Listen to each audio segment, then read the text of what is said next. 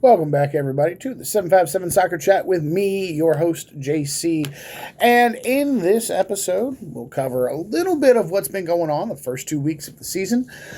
I'll talk about some of the problems that I've been seeing with our referees so far. And we'll cover what's to come, and we'll cover what's already happened as far as the best matches of the first 2 weeks, right here on the 757 Soccer Chat.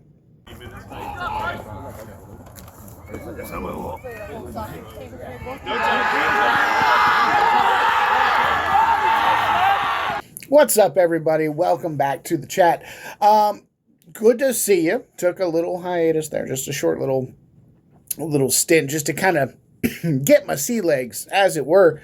It's always fun coming into a new season, and it's always with its own challenges and its own perspectives, and understanding what kind of lays ahead.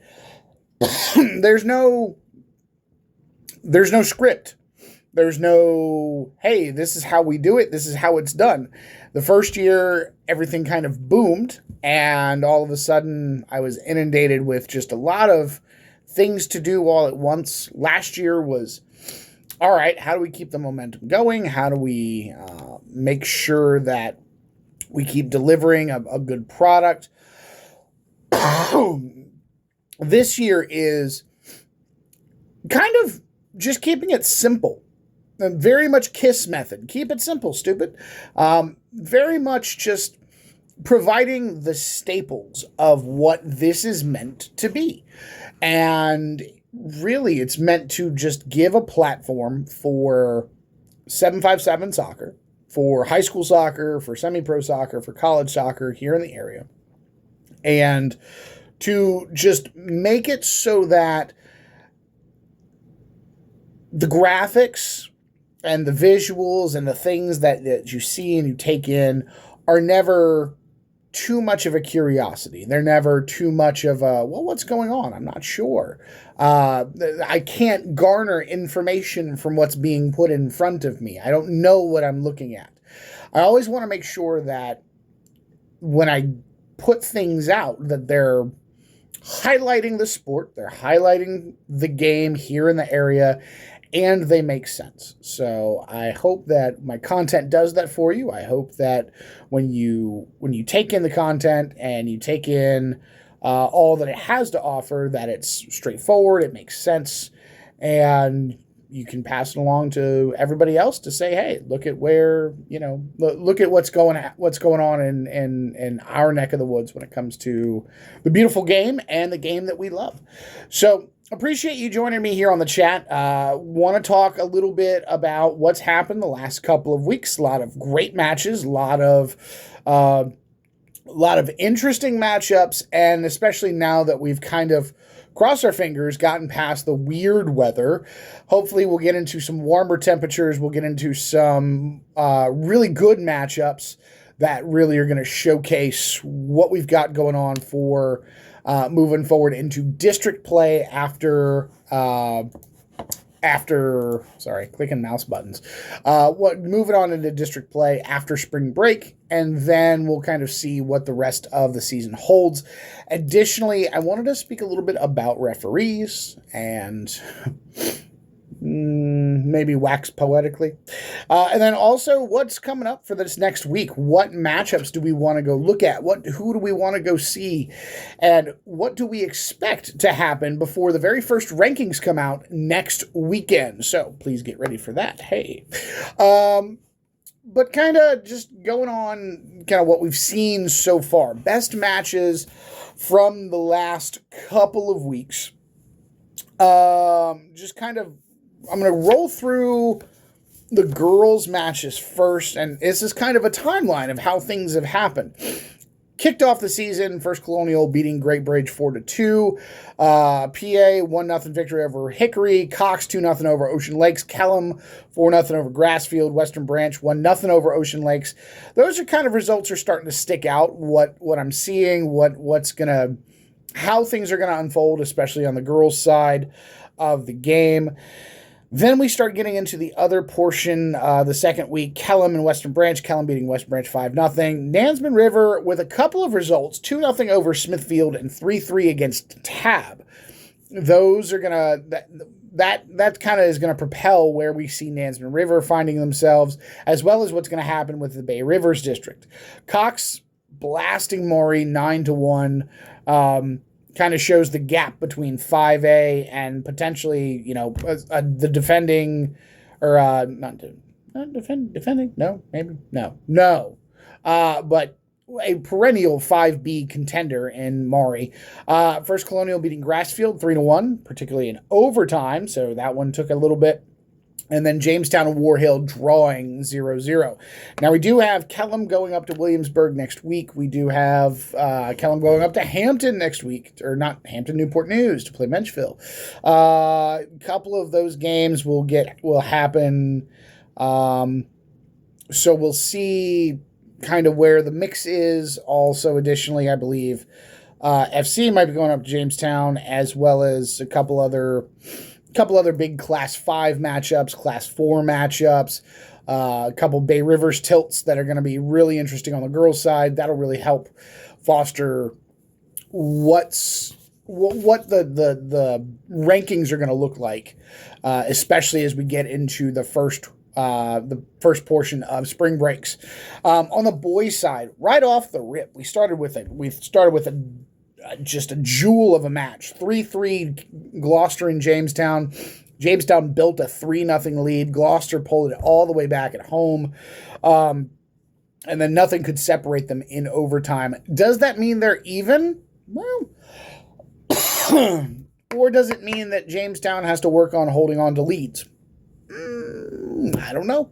It was a fun match to watch. I went back and watched it at home, and good on Gloucester for having their NFHS on. Coaches, athletic directors, turn on your cameras. Tallwood, turn on your camera. Churchland, turn on your camera. I'm tired of it. I'm tired of not being able to watch games because people won't turn the cameras on. Especially when I can only go to one or two places at once. I can't be everywhere at once. There's not a million me's running around in the world. If there was a million me's running around in the world, either one of two things has happened. My parents had way too much time on their hands, or I was in some weird accident, some crazy experiment. Neither of those things are the case. So there's not. I can't be in a million places at once. Please turn on your cameras so we can watch games.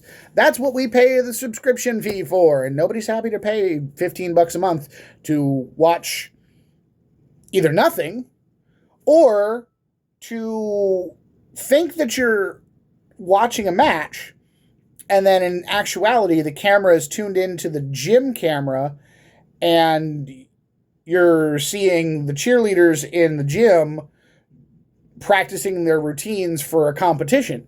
That happened this week, where going through matches, I clicked on, I don't remember what school it was. But I went to click on the match, what I thought was going to be the match, and instead it was the cheer squads practicing routines in the gym. So yeah, that was not helpful at all. We don't pay subscription fees so that we can't watch games. So athletic directors, coaches, please turn on your please turn on your cameras. For the love of all that's holy, turn them on. Additionally, Kellam knocked off Grassfield. Now, if anybody saw the Kellam and Grassfield match, they would know that Grassfield was up 2-1 in that game. And then Kellam came back, and it was a couple of awkward mistakes by the Knights that gave the Grizzlies that lead.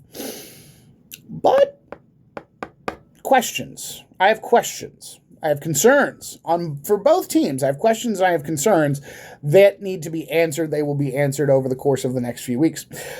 Great Bridge beating Tab up at Keepers Cup 3-2. That shows that both teams are very strong. Then Cox turned around and beating Great Bridge 3-2 at home, albeit in overtime. Great Bridge did have to fight back from down 2. They did so. Cox gave up the lead there at the end. And then managed to find a slippery winner and does that mean that they're even? Does it mean Cox is a little bit better? Were both teams missing kids? Probably, So we'll see how it goes. Smithfield won nothing over Lafayette, but then Smithfield turned around 0-0 with Bruton. I don't know how that's going to happen. I don't know how. Bay Rivers is looking weird. Bay Rivers is just going to beat the absolute crap out of itself. As well, like, we usually associate that with the Beach District beating itself up, Southeastern District towards the top beating itself up. Bay Rivers is going to beat itself up. You can probably start throwing darts before you could accurately, with one chance, predict who's going to come out on top of the Bay Rivers District, because they're all just going to take pot shots at each other and take points off of each other. So we'll see how it goes. Then Grassfield turned around, beats Princess Anne 3-0 at home. That answered a question. That helped. Grassfield beat First Colonial 2-1. That answers a question. That helped. Hickory beat Princess Anne 2-1. That answers more questions. Interesting. Hickory is, where they sit, undefeated, ready to go. Kecoughtan beating up on Woodside at the postage stamp. Y'all really need to just stop playing games on that little patch of sandbox that y'all got badly. No, and I don't say that to be mean. I say that just because, that's just not an adequate venue for a soccer game. It's just, it bothers me. On an intrinsic level, it bothers me. I really wish, this is more so, I wish the fact that, I wish your cities would, Newport News and Hampton, I wish that they would just host all the games at Darling and Todd was intended. They didn't build, or they didn't put soccer field lines on that turf for no reason. Why are we not overutilizing it? But hey, here we are. So, Kecoughtan beating Woodside 8-2 after Woodside held Munchville to only one goal against them. Peninsula District scores make no sense already. I don't get it, but whatever. Maury beat Western Branch 2-1 in their first matchup of the Maury Invitational over Powhatan this week. But then turned around and lost 1-0 to Kempsville.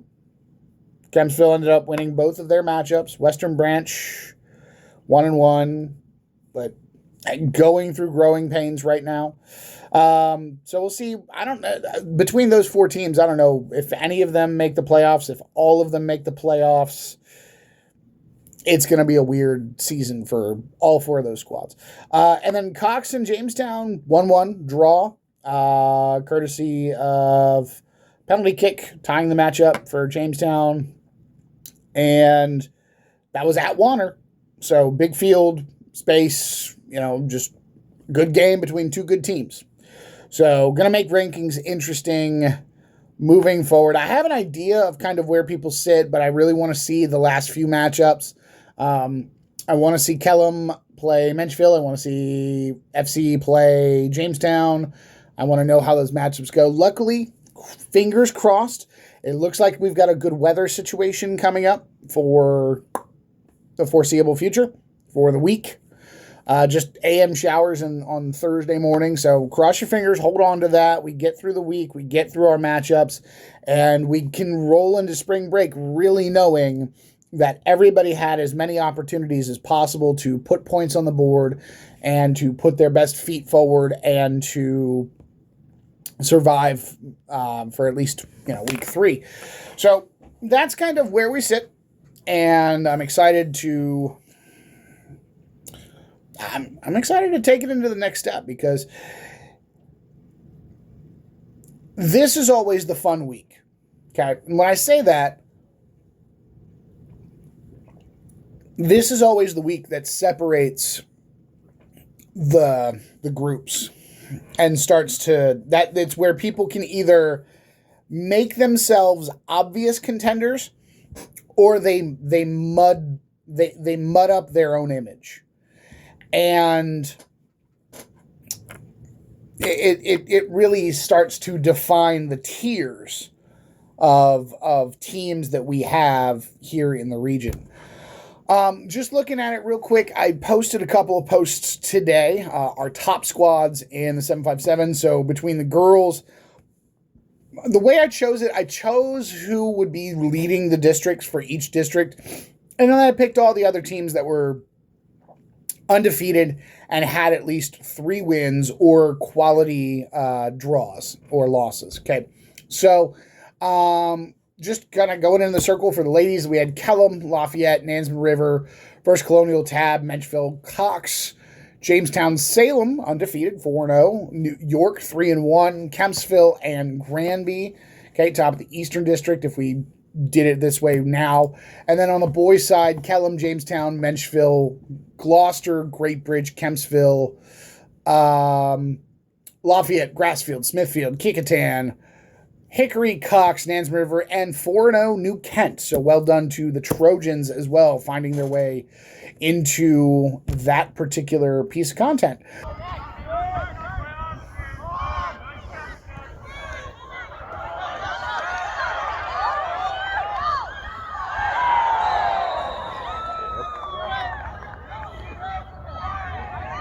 So, that being said, looking at a different topic this week that I think might interest you. I think this will surprise some of you the way I'm going to say this. We've had some interesting, and when I say interesting, I mean bad. We've had some bad refereeing the past couple of weeks. I know, I said it. Oh man, 757 Soccer Chat said something bad about referees? What? Wait a minute, what does he mean?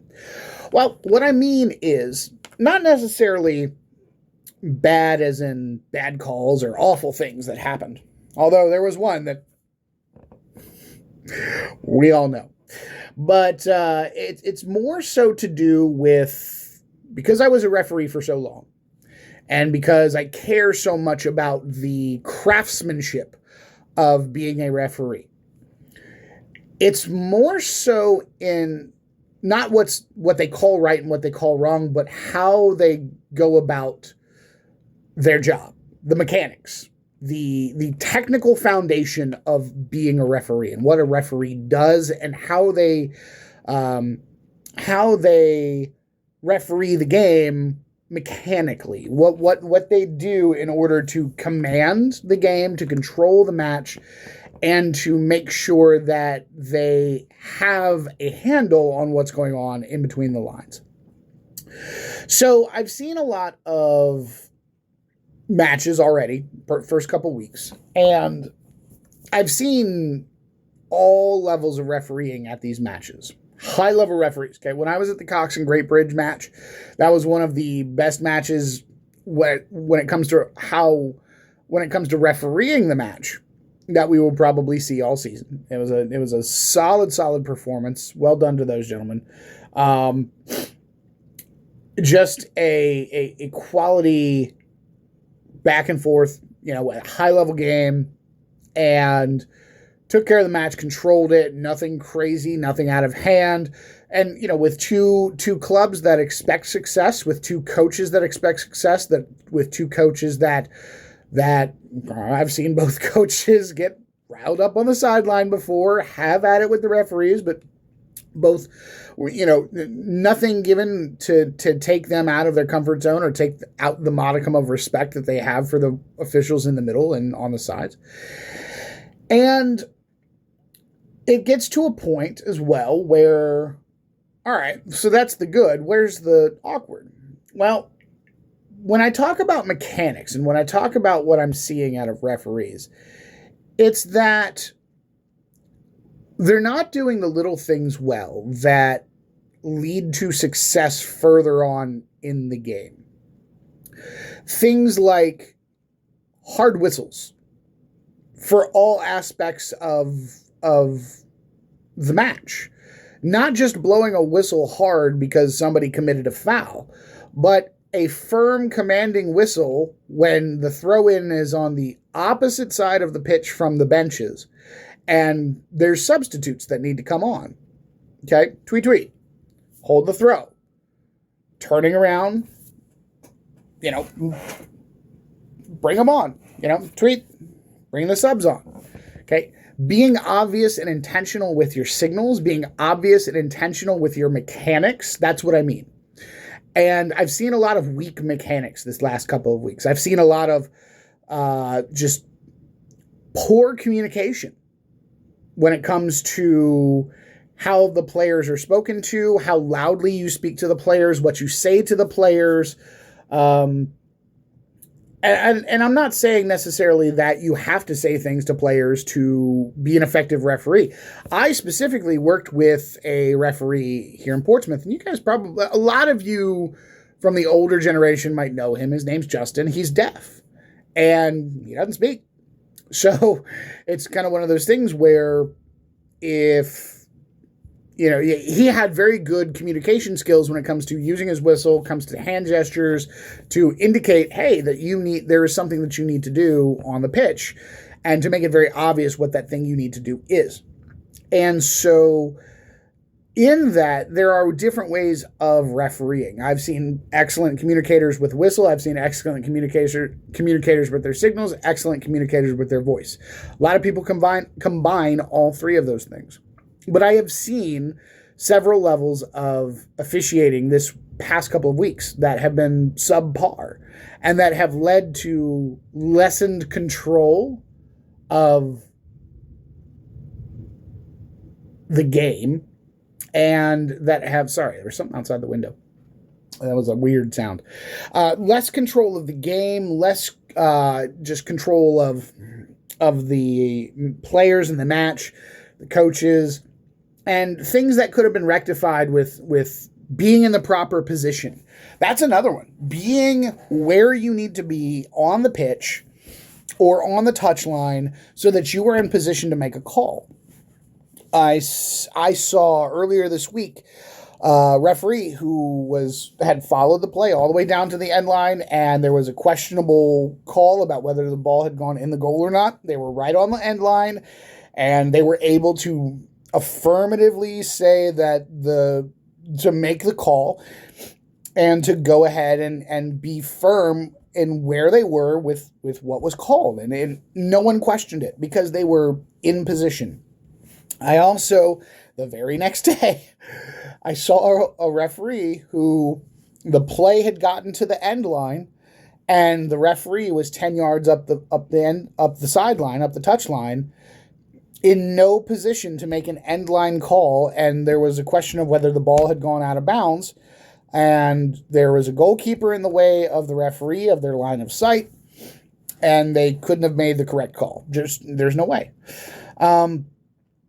Things like when the ball goes out of bounds at the end line and the referee does not go down to the end line and point. It seems like a minute detail, but it matters. Our assigners are paying attention. The players that know, paying attention. Other referees are paying attention. Our assessors are paying attention. Do you bother to go the extra 15, 20 yards to do it the way it's supposed to be done, to do what you are supposed to do? Do you bother? Do you care to bother? And that's kind of the thing is some of these referees, and it's not even just the young referees, because I'm seeing a trend of the referees that are 30 to 50, and I'm assuming age for all of these folks. I know a lot of them, but I am assuming their ages. The 30 to 50 category, I'm seeing generally 85% pushing to do the right thing at all times and to referee the game with the mechanics that it's supposed to be given.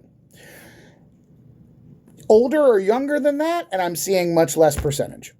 I'm seeing 55, maybe 65% that will do the mechanics properly 100% of the time, or aim to do the mechanics properly 100% of the time.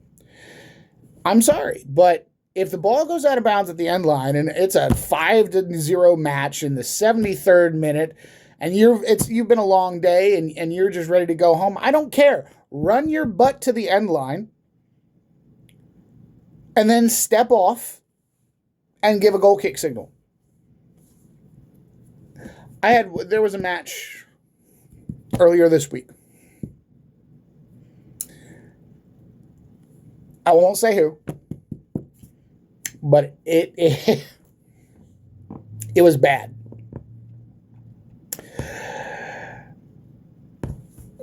The ball is played through, and the attacking player, everyone and their mother knows, is offsides. She's 5 yards beyond the second to last defender. The problem is the referee, the assistant referee, is 10 yards the other direction from the second to last defender. Now, thankfully, doesn't matter what angle you were at, you could tell that this child was offside. Irrevocably offside. My problem lies in the fact that to signal that there was an offside offense that occurred, this referee popped his flag immediately, turned to his right, and if you've ever gone to a football game, for a college football game, and they have flag runners, and the people that run across the turf, they're carrying those giant flags that probably spell out like the name of the school or the team or whatever. Like Virginia Tech has like 6 flags that spells out Hokies. He looked like a flag runner because he literally ran 15 yards down the field with the flag in the air, just and then stopped where the infraction occurred and then pointed. My assigner would have killed me. I wish somebody was assessing that match for him, just to chew him out. That's unacceptable. He looked so bad. It was bad. He looked ridiculous. It was an Acme cartoon in action, and I laughed. Sadly, because I was embarrassed for him. As somebody who cares about the refereeing profession, as somebody who cares about my appearance as a referee at all times, who is just constantly hyper aware of how I'm viewed. You got to do better. Yeah, you cannot look like you can't look like Bugs Bunny prancing around in a tutu on the sideline, because you can't be bothered to A, be in position, and then B, figure out, okay, I should only take a couple of steps and then point, or to run to the spot and waiting to pop your flag and then do it. It's just inexcusable. On that very same play as well, the center referee, the head referee, did not bother on the through ball to look to see if his assistant had raised their flag. That's another pet peeve of mine. Every through ball, you're as a referee, through balls and out of bounds, or stoppage of play, we'll call it. Through balls and stoppage of play, you should be checking your shoulder for either your assistant referee or to look to the substitutes. It's an automatic reflex. If you're a good referee, it's an automatic reflex. On a through ball, you check your assistant referee. On a ball out of bounds, you check your sideline, then you check your assistant referee. It's like a midfielder who checks their who's constantly scanning. It's just reflex. So why don't we do it as, why as a referee don't you take the time? I don't get it. I don't understand. But I say all that to say this. I don't disparage referees very often. I'm usually the one telling most folks to shut up about referees. And I will still hold on to that. I will harp on that idea. Shut up about referees. I don't care if the call was wrong. Shut up. Quit crying. It's not basketball. It's a contact sport. Deal with it. If it's a foul, congratulations. Another referee might call it on another day. This one didn't on that day. Deal with it. Soccer is a contact sport.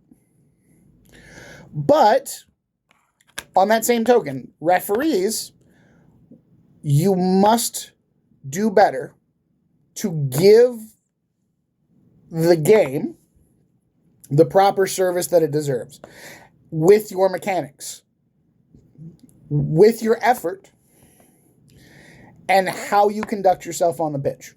You must. It is a must if we are going to grow the game even more here in Hampton Roads. So, rant over on referees.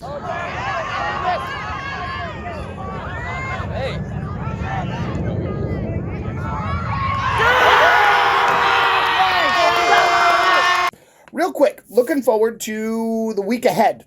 Okay, the week before spring break, before rankings come out. Okay, I know everybody's excited for that, and everybody's going to tell me that I'm wrong. I'm okay with that. Because there's another group of folks who are way more wrong than I am, way more often, and we all know it, right? Who puts Gloucester at 14? That was gross. Okay. Bruton and Lafayette, Smithfield, War Hill, a couple of Bay Rivers matchups, Cox and Grassfield. That will answer a lot of questions for me. First Colonial, Jamestown. That'll answer a lot of questions for me. Kempsville and Hickory. That will answer a lot of questions for me. I need separation between those two teams specifically. Because I need to know if Kempsville is for real, and I need to know if Hickory is for real. I need to know. Kellam and Menchville. Right? That, enough said. And I think, depending on if that's a boys-girls doubleheader, that's where I'm going to be on Wednesday. Just without question, that's where I'm going to be on Wednesday. And then, depending on the timing of the matches, I might try to make it up for, what's the other Wednesday matchup that I liked?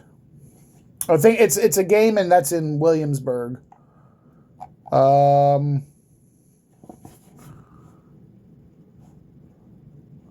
Ocean Lakes at Bruton at 7 o'clock. So Kellam Menchville will probably be if it's a and I'll double check for you guys. Actually, well, heck, let's see if the schedule says anything. Last time I checked, it was a TBD. So let's see if your athletic directors have updated.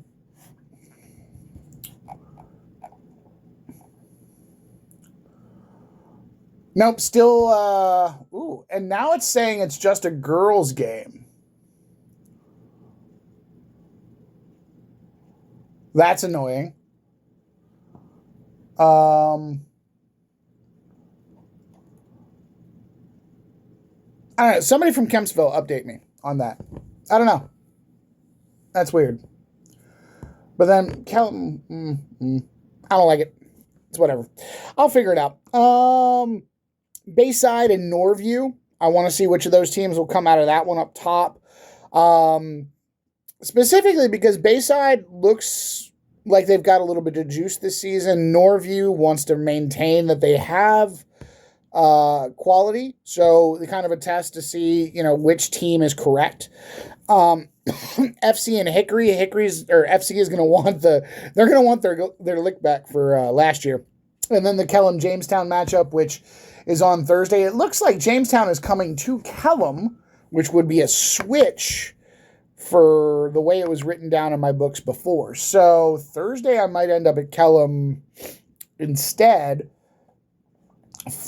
to see them take on Jamestown in both sets. So we'll see how that goes. On the girls' side, Kellam Jamestown, the other half of that matchup, right? Cox Grassfield, that will tell me a lot about those two clubs. Cox girls coming on strong to start the year. Can Coach Carden and the Falcons keep it up? Kellam takes on Norfolk Academy, Menchville, and Jamestown next week for the girls' side. That's just, ouch. First Colonial Jamestown, we'll see kind of how FC travels up there. I have an expectation. We'll see if it pans out. Ocean Lakes, Great Bridge. Ocean Lakes beat First Flight. Great Bridge lost to First Flight badly. So we'll kind of see who comes out of that one. Nansemond River Princess Anne. I like that matchup on both actually the boys and the girls side. It will tell me a lot about all four clubs. So that'll be a fun one. Grassfield girls taking on Kempsville. Can Kempsville keep the momentum going? Great Bridge Lafayette also. They're taking on Ocean Lakes before. We'll see how that goes. If they do well, then Lafayette. We'll see how Lafayette does, with Lafayette sitting 4-1 and sitting pretty. So fantastic matchups on for next week. Excellent. Excellent opportunities all around. And I'm going to be all around the 757 watching, making things happen, shaking bacon and having a good time. This past couple weeks have been awesome. You know, I am extremely grateful for everybody that I've seen, everybody that I've talked to, and you know, it's a sense of accomplishment for me to be in this particular spot, and everybody is always so welcoming and so appreciative, and I appreciate you guys for welcoming me with open arms the way that you do. And everybody, thank you guys for giving me the opportunity to highlight soccer in the area, and for just this incredible, making this platform as incredible as it is. So it's a pleasure, it's an honor, it's a privilege that I get to spend time with you guys, and that you guys choose to spend time with me in any way, shape, or form, whether it's sharing my content, commenting on my content, whether you're making meme accounts to spam my content. That's a first, and that's probably not the last, because in the realm that I deal in, a lot of it is teenagers, and teenagers, well, they're trolls. I teach freshmen 3 classes of history. Yeah, they're trolls. So I get it, and it's funny. As long as we play nice and we don't ruin anybody's actual money-making abilities, I'll humor you.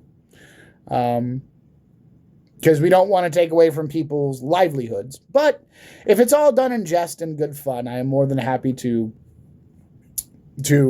chuckle and to move along, you know. So, again, appreciate you guys, as always, joining me for a little bit of a chat, and looking forward to seeing you guys the next time I'll see you. The rankings will be out, so we'll discuss that. That'll be the whole episode, is rankings discussion, and, you know, how much you guys hate me and how much you think I'm stupid and all that. So, until then, be safe, enjoy the soccer, have a fantastic week, and I'll check in with you next time on the 757 Soccer Chat.